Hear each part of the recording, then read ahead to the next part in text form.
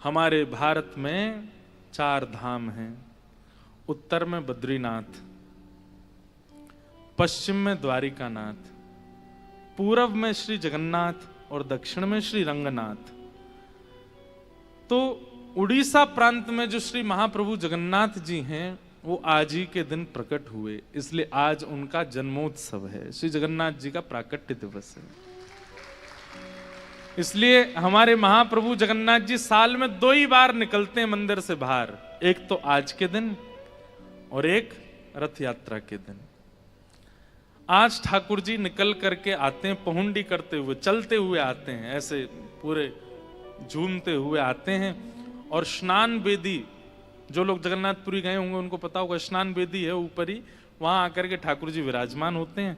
और आज ठाकुर जी खूब स्नान करते हैं रज रज के। एक और बात बताएं, सीक्रेट, जगन्नाथ भगवान साल में एक ही बार नहाते हैं अच्छे से। बाकी के दिन क्या होता है, महाप्रभु जगन्नाथ जी बड़े अद्भुत लाला है हमारे।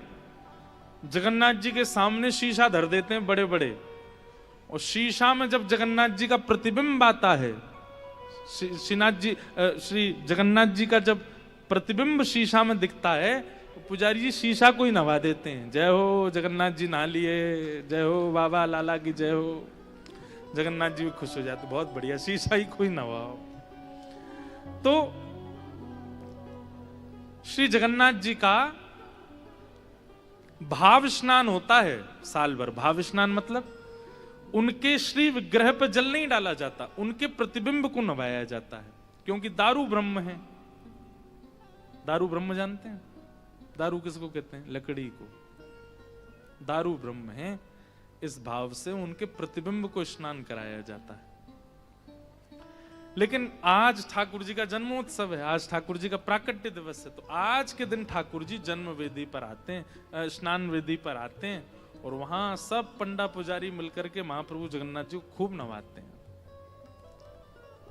लेकिन ऐसे विचित्र लाला हैं, साल भर तो नहाते नहीं, एक दिन नहाते हैं और अब कल बीमार हो जाएंगे। 15 दिन के लिए बुखार चढ़ेगा श्री महाप्रभु जगन्नाथ जी को, कल ही बुखार आ जाएगा ठाकुर जी को, और बुखार बाकायदा आएगा। अब 15 दिन ठाकुर जी ना तो दाल भात पाएंगे, ना खिचड़ी भोग पाएंगे, ना सब्जी पाएंगे, ना कटहल पाएंगे, कुछ नहीं पाएंगे। 15 दिन केवल और केवल काढ़ा पिएंगे, औषधि पिएंगे, और 15 दिन के लिए मंदिर महाप्रभु जगन्नाथ जी का बंद हो जाए, किसी को दर्शन नहीं होंगे। बाकायदा वैद्य जाएंगे, वैद्य जा करके पट्टी रखेंगे सिर पे पट्टी रखेंगे, हाथ पे पट्टी रखेंगे, ठाकुर जी को बुखार धीमो हो जाए, काढ़े का भोग लगाएंगे, और 15 दिन बाद ठाकुर जी जब स्वस्थ हो जाते हैं तब निकल करके रथ यात्रा पर बैठते हैं और जाते हैं। अब इसके पीछे कथाएं तो बहुत हैं। इंद्रद्युम्न राजा, जिसके लिए महाप्रभु जगन्नाथ जी ने ये रूप धारण किया। वैसे तो ये रूप धारण इंद्रद्युम्न राजा के लिए नहीं किया ठाकुर जी ने, इस रूप का प्रादुर्भाव भी द्वारिका में, आपके गुजरात में हुआ, जब रोहिणी मैया भगवान की पटरानियों की जिद करने पर ब्रज लीला सुना रही थी। भगवान की सब पत्नियां रोहिणी मैया से कहती हैं कि हमें ब्रज की लीला सुनाओ। ब्रज में ठाकुर जी ने क्या क्या लीला की। अच्छा, ये रोहिणी मैया सबसे ज्यादा सौभाग्यशाली हैं कृष्ण लीला में। इन्होंने ब्रज लीला का भी दर्शन किया है, मथुरा लीला का भी दर्शन किया और द्वारिका लीला का भी दर्शन किया है। यशोदा जी से भी ज्यादा भाग्यशाली हैं रोहिणी जी, क्योंकि यशोदा जी तो ब्रज से बाहर गई नहीं। रोहिणी जी तो वसुदेव जी की पत्नी है, एक प्रकार से भगवान की छोटी मां, बड़ी मां है रोहिणी मैया। तो वे मथुरा लीला में भी हैं और द्वारिका लीला में भी हैं। तो आज भगवान की सब पत्नियों ने रोहिणी मैया से कहा कि आपने पूरी ब्रज लीला का दर्शन किया है, कृपा करके हमें वो ब्रज लीला सुनाओ। तो रोहिणी मैया कहती हैं कि देख लेना कहीं कृष्ण बलराम नहीं आ जाएं। बोले कि आप चिंता मत करो, सुभद्रा जी हैं, ये बाहर बैठी बैठी देखती रहेंगी। सुभद्रा जी को बाहर बैठा दिया और यहां ब्रज लीला हुई प्रारंभ। लेकिन जैसे ही ब्रज लीला सुनते सुनते सुनाते सुनाते रोहिणी मैया भावावेश में गईं और सुनते सुनते सब पटरानियां भावावेश में गईं। बाहर बैठे बैठे श्री सुभद्रा जी ने जब कान लगा करके सुना तो वो भी भाव में चली गईं। सब रुदन करने लगे, नेत्र बंद हो गए सबके। सुभद्रा जी भूल गईं कि मैं सुरक्षा के लिए बैठी हूं कि कहीं कृष्ण बलराम ना आ जाएं। इतने में कृष्ण बलराम आ गए। उन्होंने जब देखा कि सुभद्रा रो रही है, जाकर के पूछा सुभद्रा, लेकिन सुभद्रा जी तो ऐसे भाव में थी कि उनका रोना बंद ही नहीं हुआ। महाप्रभु द्वारिकाधीश जी ने विचार किया कि ये क्या सुनकर के रो रही है। तभी आपने कान लगा करके भीतर सुना तो यहां ब्रज की लीला चल रही है। ठाकुर जी ब्रज से मथुरा जा रहे हैं और सब ब्रजवासी रो रहे हैं। इस प्रसंग का वर्णन श्री रोहिणी मैया कर रही हैं। और जैसे ही ठाकुर जी ने सुना कि यशोदा मैया लाला के रथ के पीछे पीछे दौड़ रही हैं, ये सुनते ही ठाकुर जी तो घबरा गए, वहीं बैठ गए। भूल गए मैं द्वारिका में हूं, द्वारिकाधीश हूं, 16,108 रानियां आदि सब भूल गए। नेत्र बंद हो गए ठाकुर जी के और व्रज में पहुंच गए। लीलाएं याद आने लगी। ब्रजवासियों की विरह वेदना द्वार पर बैठे बैठे सुन रहे द्वारिकाधीश बलराम जी और सुभद्रा जी इतने भावावेश में चले गए कि ठाकुर जी मानो दोनों भुजा उठा करके किसी से याचना कर रहे हो कि अरे भैया मेरे ब्रज को कोई लेकर के आ जाओ, मेरे अंक में भर दो, मेरे अंक से लगाए दो।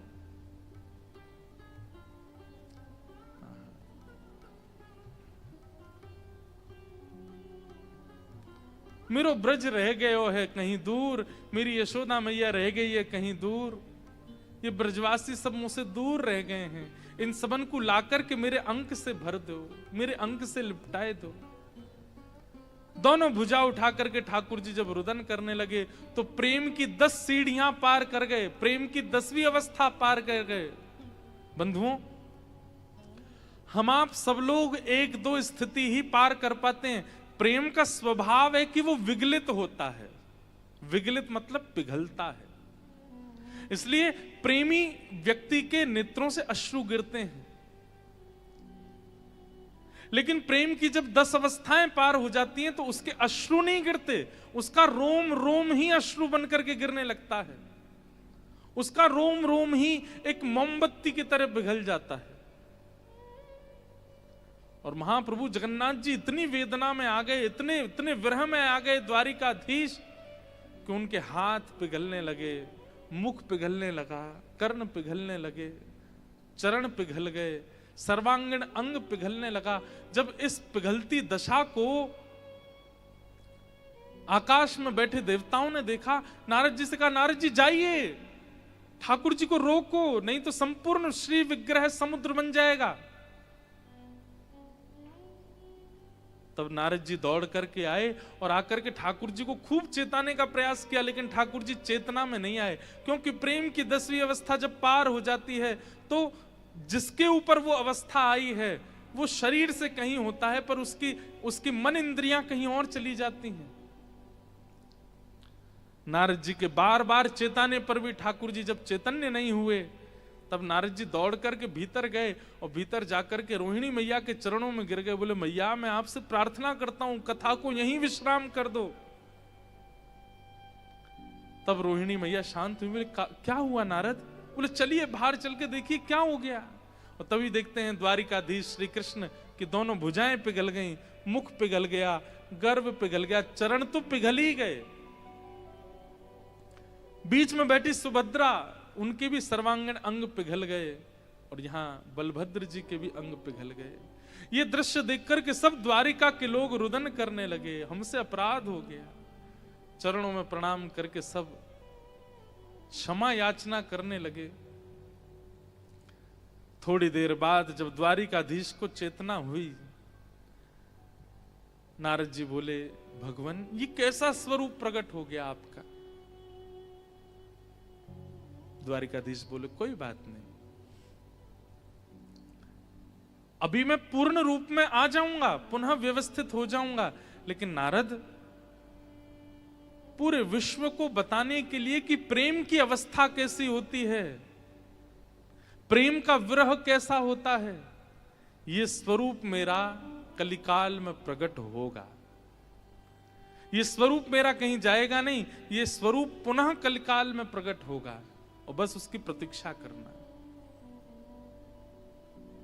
ऐसा कहकर के द्वारिकाधीश तो व्यवस्थित हो गए और फिर जब कलिकाल में इंद्रद्युम्न राजा हुए, नील माधव भगवान के दर्शन करने की प्रबल इच्छा हुई, तब नील माधव भगवान वहां से अंतर्ध्यान हो गए और उन्होंने आज्ञा करी, राजन समुद्र में कुछ लकड़ियां बहती हुई आएंगी, उनसे तुम मेरा श्री विग्रह निर्माण कराओ, लेकिन शर्त होनी चाहिए कि जो श्री विग्रह का निर्माण करेगा वो बिल्कुल गुप्त रूप में करेगा, उसको कोई देखेगा नहीं। हमें कैसे पता चलेगा कि आपका स्वरूप बन गया? बोले भीतर से हथौड़ी की छेनी की आवाज आती रहेगी, इसलिए भीतर कमरे में झांक करके मत देखना, बना देना। एक विशिष्ट व्यक्ति को चुना गया जिनका परिकर आज तक महाप्रभु जगन्नाथ जी का स्वरूप निर्माण करता है, और उनको कहा गया आप महाप्रभु जी का रूप बनाओ।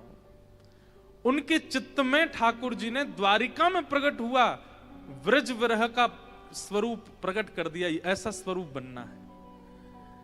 वैसे वास्तविकता तो यह है कि वो बनाने वाले तो श्याम सुंदर का त्रिभंग स्वरूप ही थे, लेकिन छेनी हथौड़ा चलाते चलाते चलाते एक दिन वो भावावेश में चले गए और छेनी हथौड़ा बंद हो गया। जब आवाज आनी बंद हो गई तो इंद्रद्युम्न राजा की पत्नी गुंडीचा व्याकुल हो गई। उसने कहा कि भीतर जो मूर्तिकार है वो छेनी क्यों नहीं चलाता, उसकी कुछ ठोक पीट करने की आवाज क्यों नहीं आ रही है, मैं देखूं तो। और जैसे ही द्वार खोल करके देखा, अधूरे महाप्रभु जगन्नाथ जी बैठे हैं, ना हाथ बन पाए, ना पैर बन पाए, ना मुख बन पाया। ये देख करके इंद्रद्युम्न राजा रोने लगा, लेकिन तभी महाप्रभु जी ने आकाशवाणी करते हुए राजा से कहा, राजन तुम चिंतित मत हो, अब मेरा स्वरूप ऐसे ही रहेगा, और ये स्वरूप तुम ये मत सोचना कि तुम्हारे अपराध के कारण अधूरा है, मेरा यह स्वरूप द्वापर में प्रकट हो चुका है। ये ब्रजवासियों के विरह का स्वरूप है मेरा, ये प्रेम विगलित स्वरूप है। विश्व इसको जगन्नाथ कह करके पुकारेगा। बोलो जगन्नाथ महाप्रभु की। और महाप्रभु जगन्नाथ जी प्रकट हुए।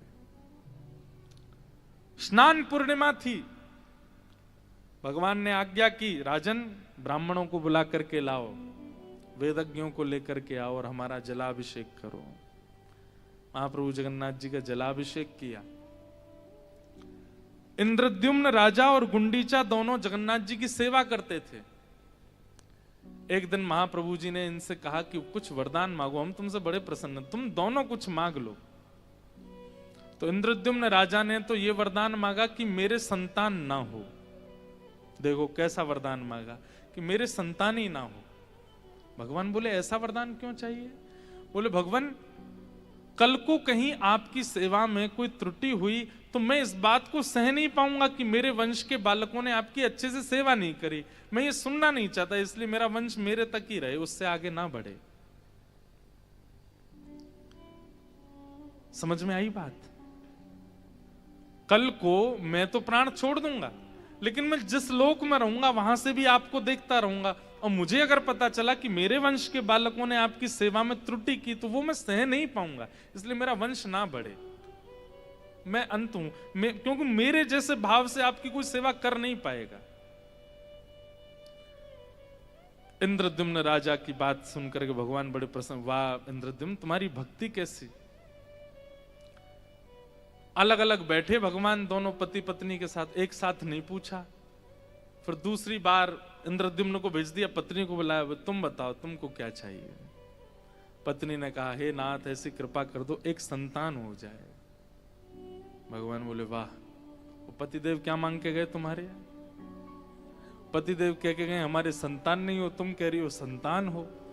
गुंडीचा गई अपने पति इंद्रद्युम्न से बोली, आपने महाप्रभु जगन्नाथ जी संतान ना हो ऐसा कहा?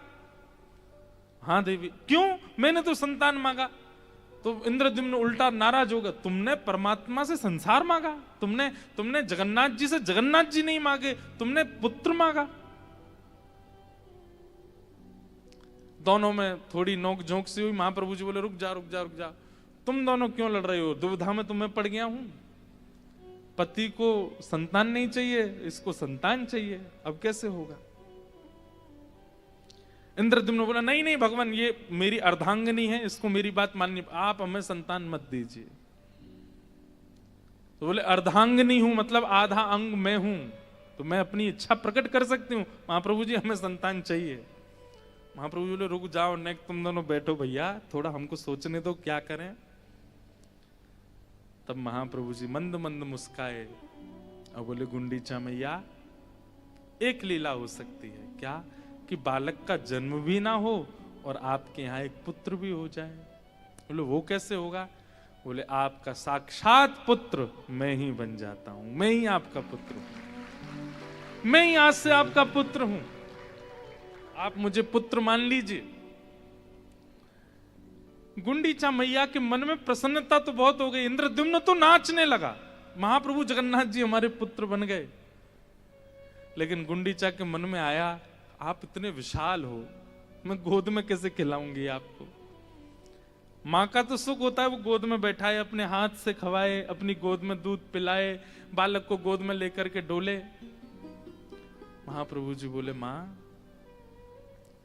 मेरा प्राकट्य दिवस स्नान पूर्णिमा, उसके ठीक 15 दिन बाद, ये 15 दिन एक प्रकार से तो ठाकुर जी अस्वस्थ अवस्था में हैं, पर एक प्रकार से ठाकुर जी इन 15 दिनों में अपने ईश्वरत्व को बालत्व में परिवर्तित करते हैं। जो ईश्वर आज दिखे सबको ब्रह्म स्नान वेदी पर, अब वो भीतर चलेगा, अब वो अपने संपूर्ण ऐश्वर्य को विराजमान विश्राम कर देंगे और एक बालवत हो जाएंगे, एक लाला बन जाएंगे। 15 दिन बाद फिर रथ पर विराजमान होके, कोई रथ उठा सकता है ईश्वर को? साक्षात जगन्नाथ हैं वो, लेकिन वो बालवत बन करके आते हैं, ऐसे उछल उछल के सीढ़ियों से कूदते हुए नीचे आते हैं, रथ पर बैठते हैं, गुंडीचा जाते हैं और वहां जाकर के ठाकुर जी की सेवा ऐसे ही होती है जैसे किसी लाला की। श्री मंदिर जगन्नाथ में सेवा का भाव परब्रह्म की भावना से होता है। और 15 दिन बाद जब रथ यात्रा होकर ठाकुर जी गुंडीचा जाएंगे, वहां ठाकुर जी की सेवा बालवत होती है कि एक लाला की सेवा हो रही है।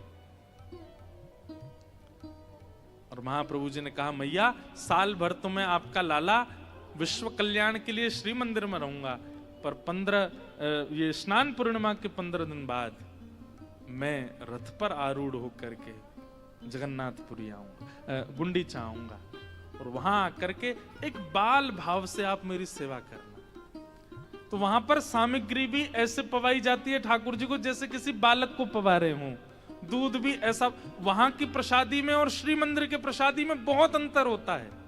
श्री मंदिर की प्रसादी ऐसे बनाई जाती जैसे कोई बड़ा पा रहा हो, योग्य पा रहा हो, और गुंडीचा की प्रसादी ऐसी होती जैसे कोई छोटा बालक पा रहा हो।